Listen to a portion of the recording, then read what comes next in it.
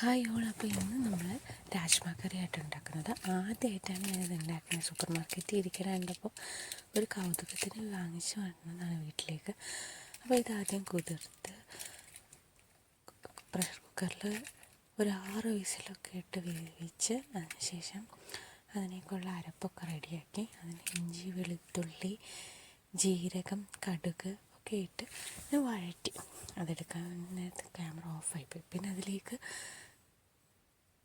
മുളക് പൊടി, മല്ലിപ്പൊടി, മഞ്ഞൾപ്പൊടി എല്ലാ പൊടികളും ചേർത്ത് വെള്ളവും ചേർത്ത് അത്യാവശ്യം ഒന്ന് വഴറ്റി അവസാനത്തിന് കുറച്ച് മീറ്റ് മസാലയും കൂടെ ചേർത്ത് വേവിച്ചെടുത്തു. ഒരു 10 മിനിറ്റ് വേവിച്ചപ്പോഴത്തേക്കും രാജ്മ കറി റെഡിയായി.